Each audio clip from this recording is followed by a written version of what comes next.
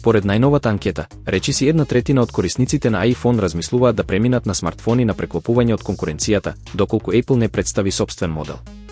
Ова укажува на се поголемата привлечност на ваквите уреди меѓу потрошувачите. Додека Samsung и други брендови веќе имаат години искуство со вакви телефони, Apple се уште не најавил ништо конкретно. Тоа може да ги чини лојалноста на дел од своите корисници. Анкетата испраќа јасна порака до Apple, интересот е реален, а секој одложување во влегувањето на пазарот на преклопувачки телефони може да резултира со губење на пазарен удел. Психијатриски установи ширум светот пријавуваат зголемен број пациенти кои доживуваат психотични епизоди по разговори со AI чатботови. Според психијатрите, некои луѓе почнуваат да веруваат во заговори, апокалиптични сценарија или дека се следени, како директна последица од комуникацијата со вештачка интелигенција.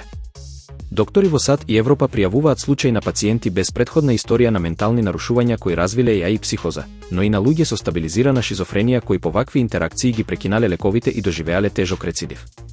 Реални приказни опишуваат инвеститори, родители и обични корисници кои целосно го губат контактот со реалноста.